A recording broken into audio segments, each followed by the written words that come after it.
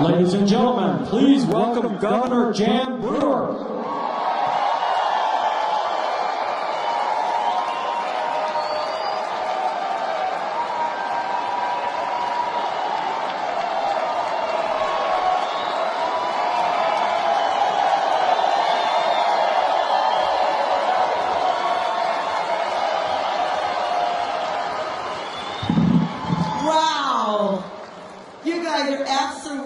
Fabulous. Thank you. I love you too. I will tell you, thank you so much. I am so proud. Thank you. I am so proud to be here today to stand with you, today to support Donald Trump. He's the people's choice.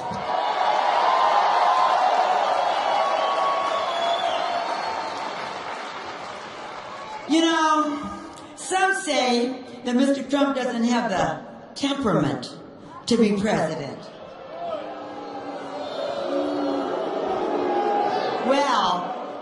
Well, we all know that that's code for not one of us. And they're right. Because he isn't. He's one of us. One of us.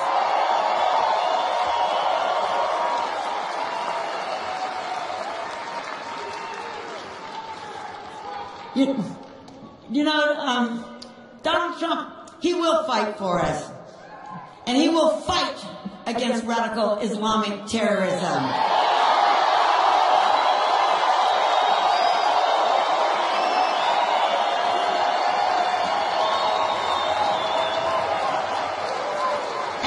Donald Trump will fight to bring back the economy.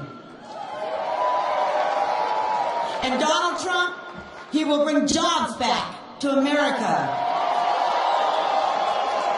And Donald Trump will reduce everyone's taxes. And Donald Trump will build the wall.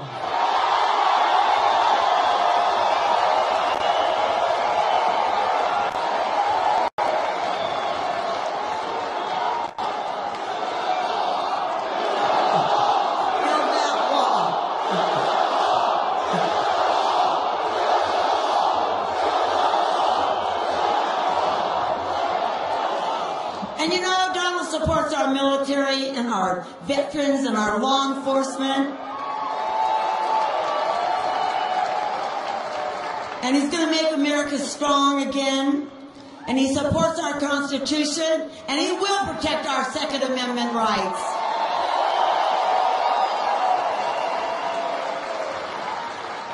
And all of us here today, we have a job. We have a big job to do. It's incumbent upon each and every one of us to go out there and let everybody understand and realize why we are supporting Donald Trump. And we can do it. We need to keep Arizona red.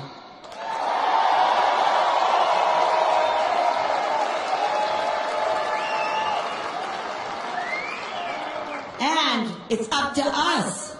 It's up to us to make sure we correct the untruth and mischaracterizations of everything the left-wing media says that Mr. Trump had said.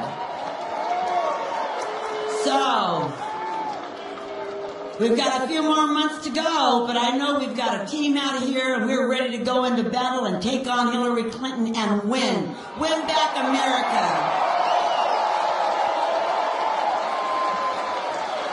We can all stand up Arizona, stand up for America and make America great again. Thank you all so very, very much. Thank you. You're wonderful. You're wonderful. We can do it. We can do it.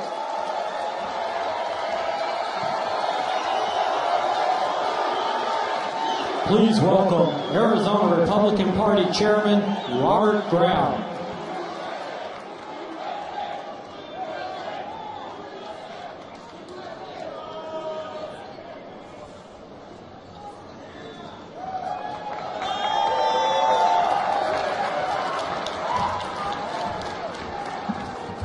Hey everybody, it's great to see you here.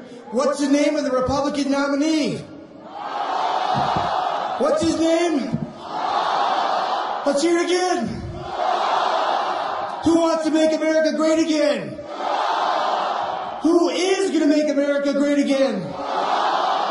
We have to work, we have to fight for our country, we have to protect our country, and we have to do everything we can to make the next President of the United States, Mr. Who? All of you have to engage in a way that's meaningful. You have to tell your neighbors, you have to teach them, you have to tell them, you have to invite them, you have to engage them to protect the United States of America. We've had 8 years of what? Disappointment. We've had 8 years of hard-working people getting more and more pressure, losing jobs. Who is going to make America great again? We're going to do it together. We're going to make it happen. We're going to do everything we possibly can to protect and lift our country to make it again the greatest nation in the world.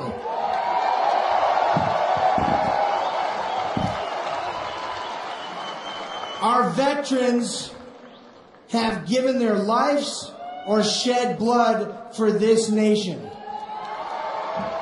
We shouldn't apologize anymore. We need to stand tall and make sure that people know that America's here and we are back on top.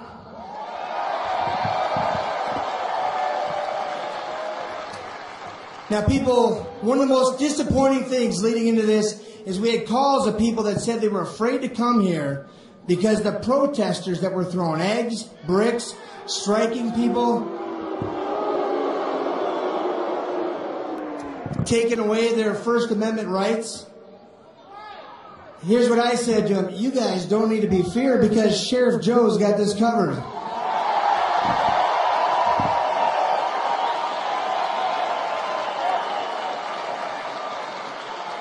Stand up for Trump, stand up for our country, stand up for the Republican Party. Let's make it happen. Who's the nominee? Who's the next president?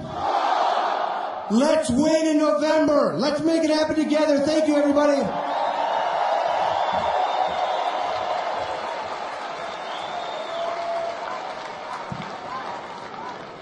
Ladies and gentlemen, please welcome America's toughest sheriff, Sheriff Joe.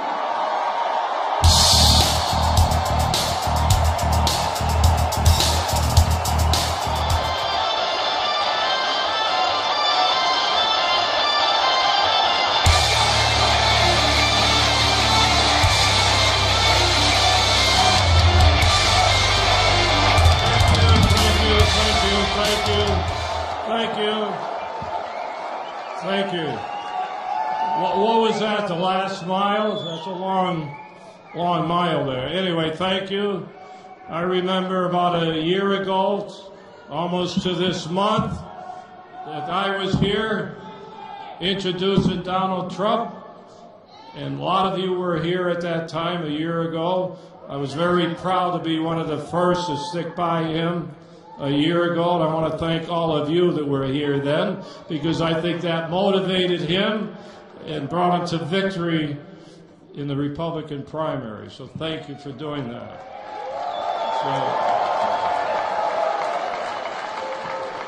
A couple things I have to get off my chest. By the way, I don't read teleprompters. I'm glad that Donald kind of threw that teleprompter away. So one thing that I'm concerned about, and you know, I'm a law enforcement guy, 55 years, but when you're sure if you have to get elected, so I do know a little about the political system. But I thought when you support or endorse someone, you usually use their name. Not that I will support the nominee. It would be nice to say I will support Donald Trump. So at least to build up the name recognition of people running for office. Why would you just say the office and not say who's running for it? So we do have some Republicans that don't know his name. It's always we will support the nominee. I want them to say we will support Donald Trump, the nominee. So, and get a few guts to say that. Evidently, they'd rather have Hillary, some of these people. So,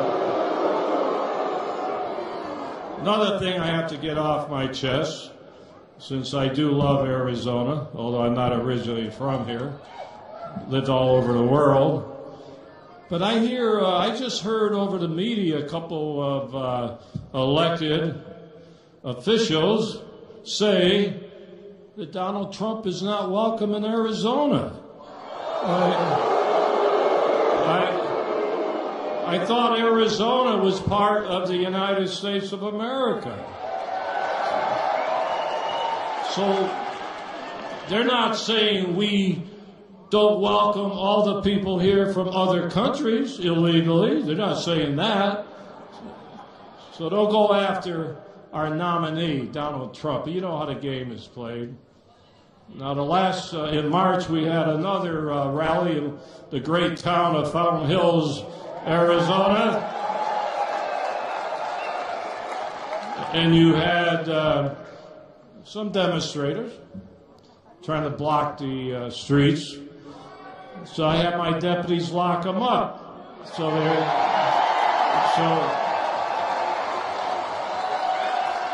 I had my deputies locked.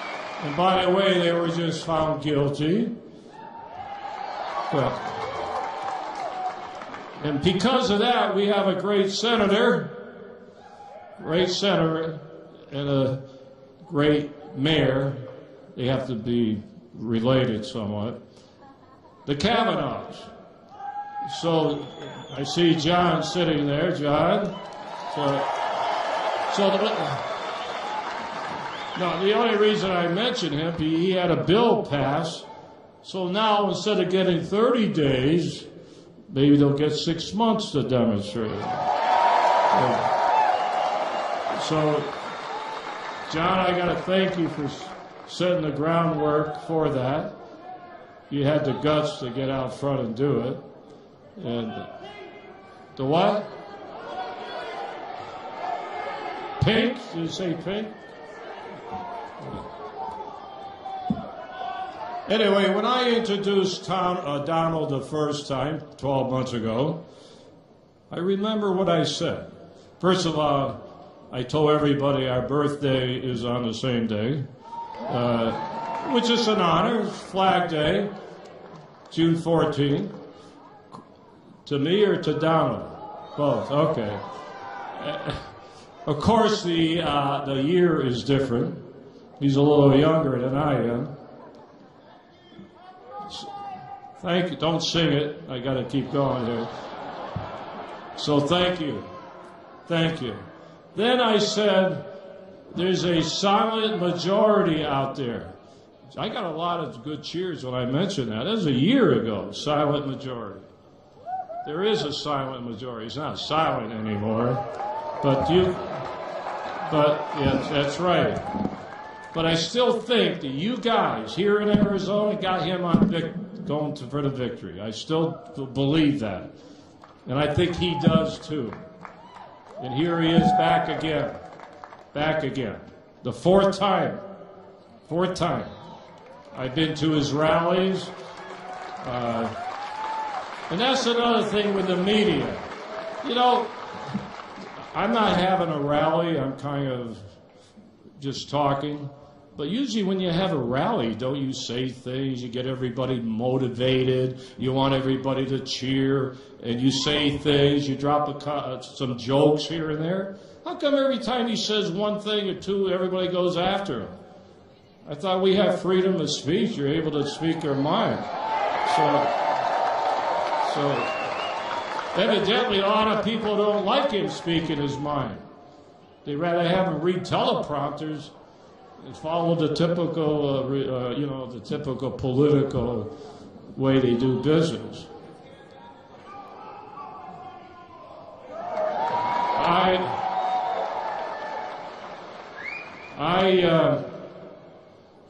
Of course, I was with him on the guns. If you remember, after Colorado, I went public, and I said anybody carrying a concealed weapon, they ought to use it if they happen to be in a place they have a rampart. And then four days later, look what happened in California. Now we got Orlando. And I think a year ago I said, and he agrees, not because I said it, because this is him talking, is the fact that we ought to crack down on ISIS, go over there and destroy them. Destroy them in a foreign country. So, you know, one thing, I spent 55 years fighting the drug traffic in Mexico City, Turkey. I'm not going to get into my resume, but I did have another life before I ran for sheriff 24 years ago. So I know how they operate in these international countries, being a diplomat over there and everything else. And that's what's destroying our country, is the drugs coming across that border. When he says put up a wall, the wall isn't just for illegal immigration. The law is to keep the drugs out of our country. So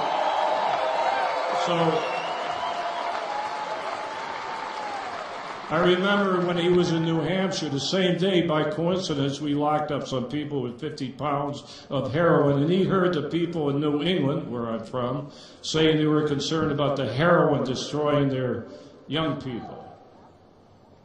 Yeah, heroin is destroying our young people.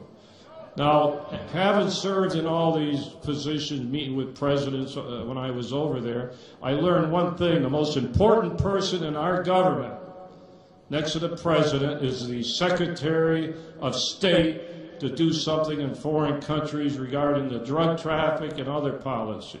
How many times has Hillary been to Mexico? I bet you can count it on 5 fingers. At least she could go there when it's snowing in Washington and get some nice weather in Acapulco and meet with the president. How many times has the president been to Mexico? President's traveling all over the world, and this is our most important country when you're talking about trade, economy, drug traffic, illegal immigration. You never see any of the big shots go over there putting the pressure on the Mexican government and tell them, if you don't do the job, we're going to take your money, your foreign money away from you. That's what gets it started. They don't do that. I'm going to get into a personal thing. I don't like talking about my personal life, because I am, believe it or not, sort of a private person. You won't agree with that, especially when you watch television. But I am a private person. Been married 59 years. So I bring that up. Everybody says Trump doesn't have a heart, he hates women. I can go on and on. Would I have 2 minutes? I guess I have to leave. Chris, is that a signal? Let me consolidate. My wife was sick. Met her. I was at Hannity taping a few months ago, and he heard my wife was sick. He called my wife, not once, not twice, 3 times. He didn't have to get my support by hooking me through a wife, because he had me hooked anyway. But that's the way he is. He has a soft heart, and he is a great person, and I'm glad to stick by him.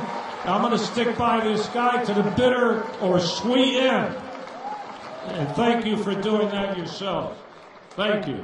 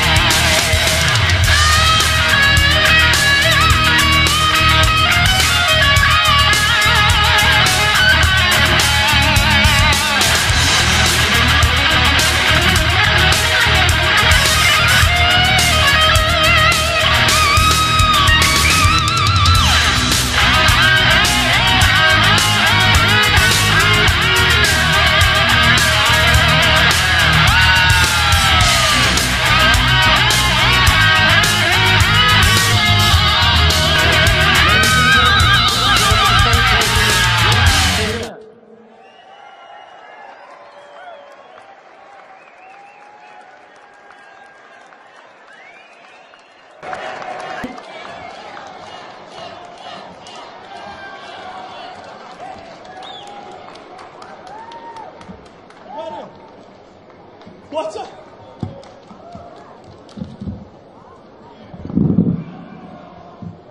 Mr. Trump is in the building.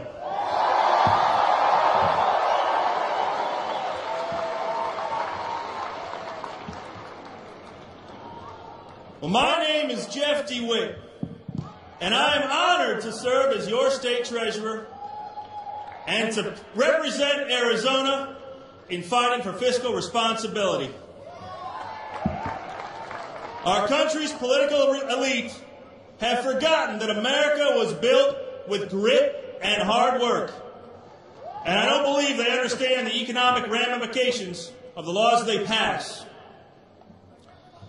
As a businessman turned state treasurer, I'm a big believer that we cannot rely on the politicians to put us back on the path to prosperity.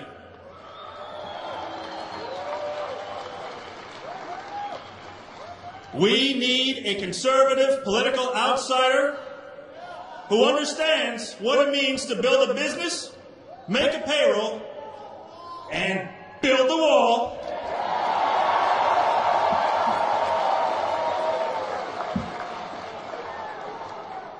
We have this and more in Donald J. Trump.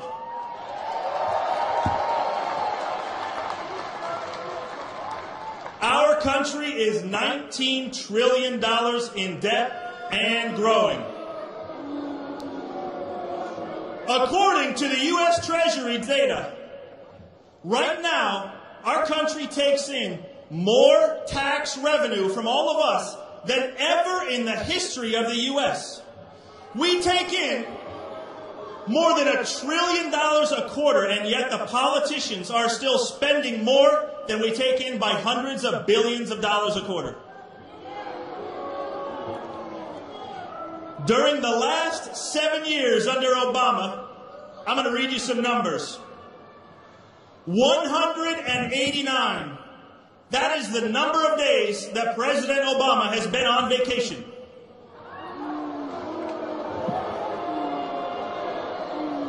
269 rounds of golf he has played while president. 2,484 less dollars the average American family makes since 2009. 4,154 is how much extra the average family pays in health care premiums. 5.5 million Americans have fallen into poverty under President Obama. 7 million hardworking Americans no longer have employer-sponsored health plans due to Obamacare. 13 million more people are on food stamps under President Obama, bringing the total to now 46 million people who receive food stamps. $71 million is the amount of taxpayer money that has been spent on Obama's vacations.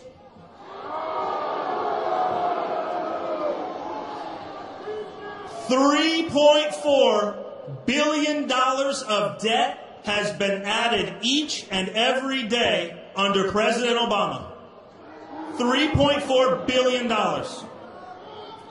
$9 trillion has been added to our national debt, bringing us to the current $19 trillion, which is a country-crippling debt that our children and our grandchildren are going to have to deal with. How much longer are we going to keep letting the lawyers and politicians make the economic decisions that are ruining our country? Anytime they say they found a great new way to spend more money that's not going to cost us anything, they're either raising debt or they're raiding a trust fund. We've seen that in Arizona here as well. Prop 1, 2, 3.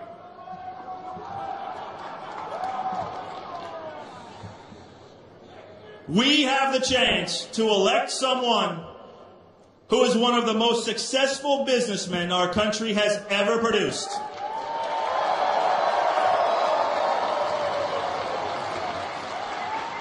We have the chance to elect someone who is willing to take on the entrenched political elite to fight for the everyday working American.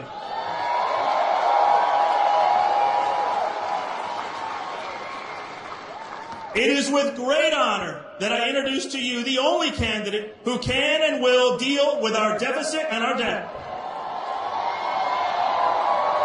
The only candidate with a common sense tax plan that will put more Americans to work, bring back jobs from overseas, and help our middle class once again prosper financially. As someone who has spent significant one-on-one time with him, I can tell you that Mr. Trump is one of the smartest and quickest minds of our time. His passion for America, our veterans, and protecting our freedoms is inspiring. But what may be his most admirable quality is his willingness to give back and serve our country, to make sure that our children and our grandchildren will have the same opportunities to live, work, and raise a family in the greatest country ever known to man, the United States of America.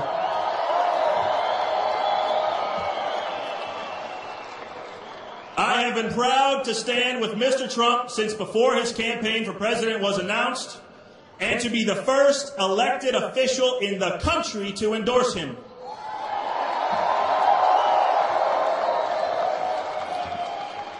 I am honored to now serve as the campaign chairman for Arizona to make sure that we bring home a win in November.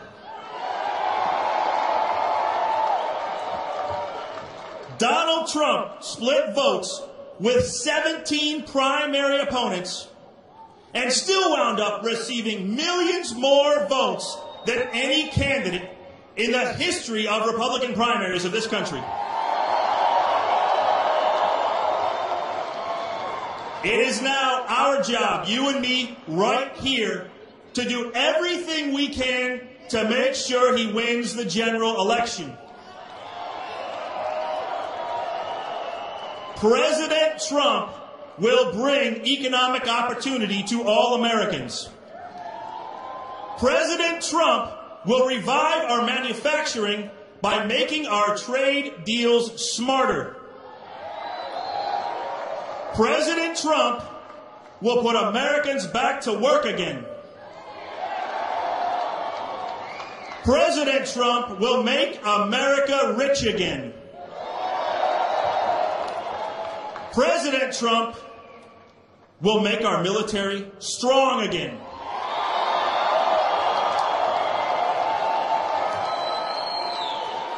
President Trump will make America safe again. And ladies and gentlemen, Donald J. Trump will make America great again. Thank you.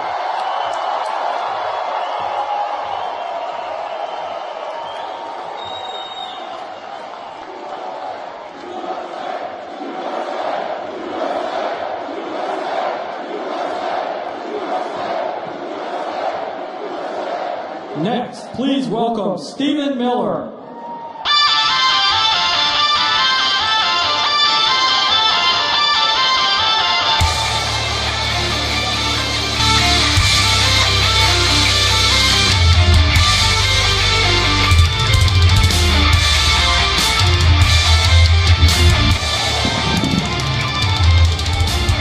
How are we doing today, Arizona? Are you ready to elect a man who's going to finally secure the border of the United States of America? Are you ready to elect a man who will never apologize for putting the American people first? Are you ready to elect a man who will always ensure that our children come first in their own country? And are you ready to elect a man who can't be bought, who can't be purchased, and who will only answer to the American people? Now, you have another candidate in this race, folks, named Hillary Clinton, who is the most crooked, corrupt politician any of us have seen in our entire lives. Hillary Clinton is a woman who has done business with the most oppressive, violent regimes while she was Secretary of State, raking in cash while she was a federal official from regimes that horribly oppress innocent people. We will never elect as president of this country somebody who does business with and enables the violent oppression of people all across the world. Hillary Clinton can never claim to be a champion of women's rights or a champion of gay rights or a champion of minorities when she associates with people who oppress all of those groups.